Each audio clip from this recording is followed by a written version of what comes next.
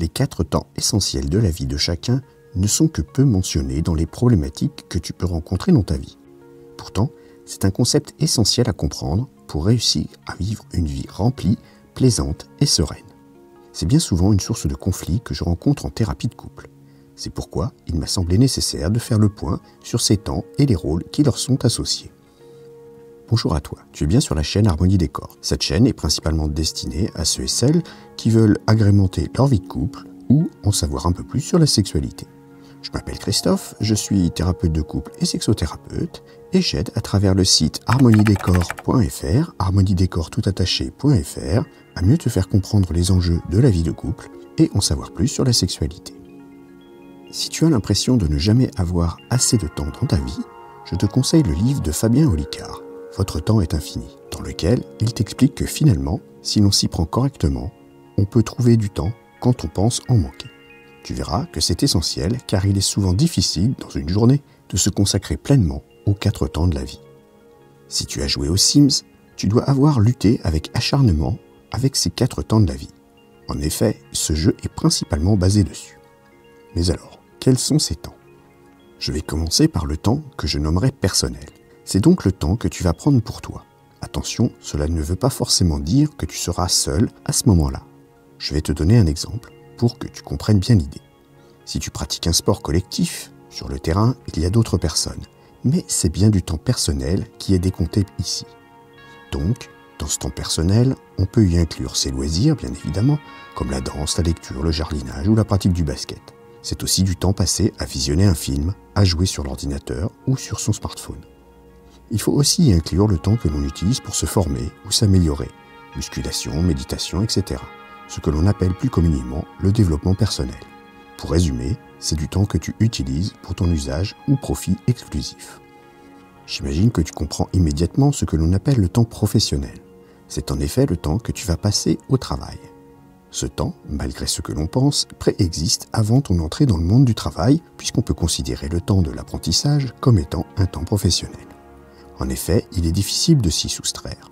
Les horaires sont imposés et il occupe une grosse partie de tes journées. On pourrait penser que celui-ci s'arrête à la retraite. C'est vrai, mais pas forcément pour tout le monde. Par exemple, si tu agis dans une association, on peut aussi considérer que c'est en partie du temps professionnel. Il faut aussi se méfier, car ce temps ne se décompte pas uniquement dans l'entreprise ou à l'école. Tu dois aussi considérer que c'est du temps professionnel lorsque tu travailles de chez toi sur ta prochaine réunion ou bien lorsque tu as un devoir à rendre au lycée. Le 3e temps est le temps social. C'est celui des rencontres et des échanges. Dans le temps social, tu dois compter les interactions que tu auras avec tes enfants, mais aussi ta famille, tes amis. Ainsi, que tu joues avec le petit dernier, que tu rendes visite à tes parents, ou que tu sois au restaurant avec des amis, c'est dans cette phase temporelle que tu te situes. Dans celle-ci, tu vas privilégier les rencontres, les interactions sociales, les échanges oraux, le partage d'activités. L'homme, avec un grand H, est un animal grégaire et les relations sociales sont pour la plupart essentielles à une vie équilibrée. Pour finir, il y a le temps du couple. C'est donc le temps essentiel lorsqu'on partage sa vie avec quelqu'un, lorsqu'on se rencontre.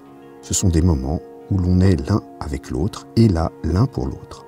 En clair, cela veut dire que ce n'est pas du temps de couple si, même en étant dans la même pièce, l'un regarde la télévision pendant que l'autre joue sur son téléphone.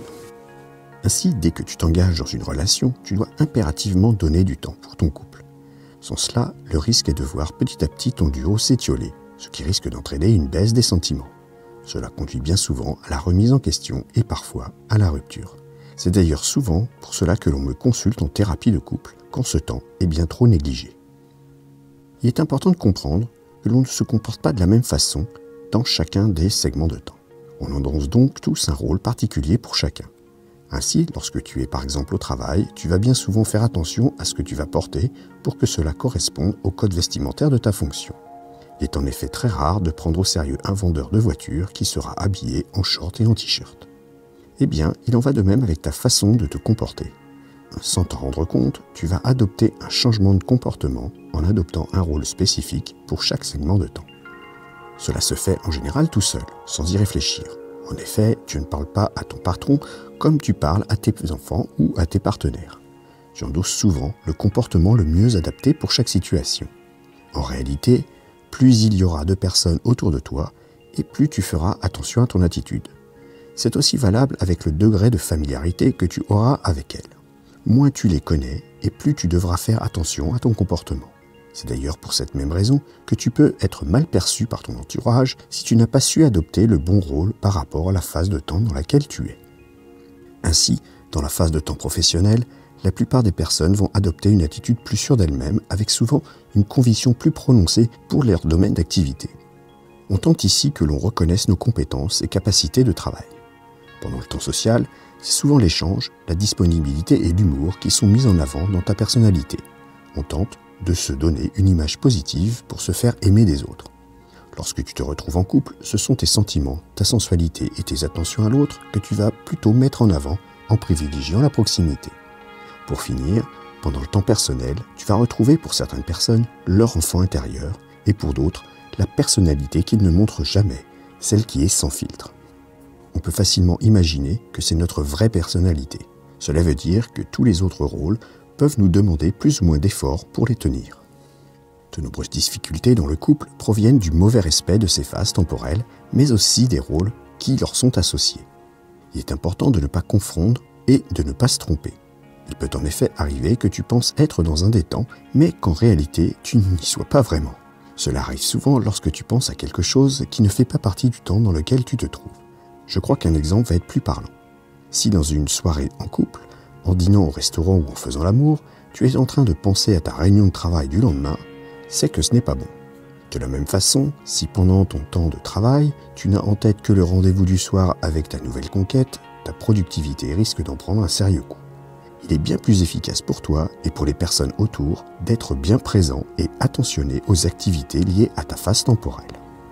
Ce dont il faut faire très attention, c'est de garder une certaine étanchéité entre les diverses tranches de temps. Tu vas vite le comprendre en prenant l'exemple du temps professionnel. Si tu ramènes du travail à la maison, tu vas alors manger du temps social, de couple ou personnel pour faire cette activité professionnelle qui ne devrait pas avoir lieu à ce moment-là. Il en va de même si tu prends trop de temps personnel à cause d'une passion dévorante, par l'addiction d'un sport, ce qui arrive entre nous plus souvent qu'on ne le croit, ou bien encore par flemme, en passant ton temps sur ton téléphone, etc. Il faut faire attention à respecter un minimum de temps pour chaque phase. C'est indispensable pour la bonne harmonie du couple.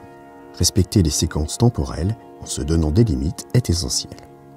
Une grosse erreur qui arrive également, notamment chez les jeunes couples, lors de l'arrivée du premier enfant. Cette erreur est celle de négliger totalement l'un des temps de la vie. Comme il est souvent compliqué de négliger du temps de travail, c'est souvent le temps personnel ou encore pire le temps de couple qui est alors sacrifié au détriment du temps social. Le drame, c'est que l'on ne s'en rend pas compte tout de suite. Lorsque c'est le temps personnel qui est en souffrance, un mal-être va s'installer. On peut devenir plus irritable, être moins social ou se sentir étouffé dans la relation.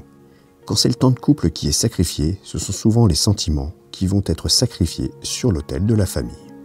Tu dois garder en tête que chaque temps est indispensable au bon équilibre de chacun.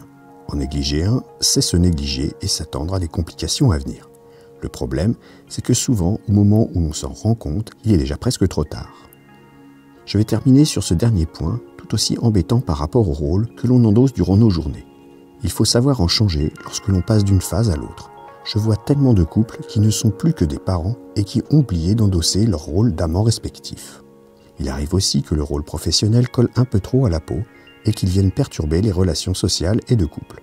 Il est donc essentiel de savoir changer de rôle quand il faut, mais aussi de ne pas mélanger temps et rôle.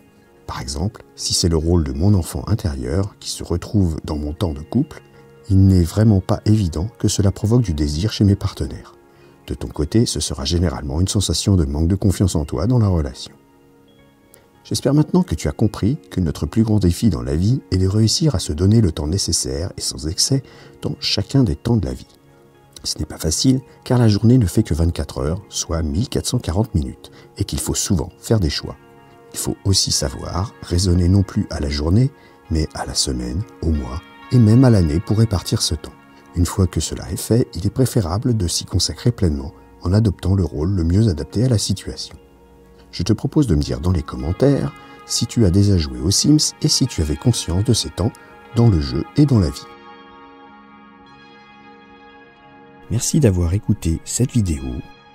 Pour aller un peu plus loin et rejoindre le cercle des fins connaisseurs pour une sexualité épanouie, je te conseille de t'abonner à la newsletter Tu retrouveras l'article complet, il te donnera plus de conseils et des astuces. Abonne-toi à la chaîne, active le petit pouce bleu, éventuellement ajoute un commentaire et à bientôt.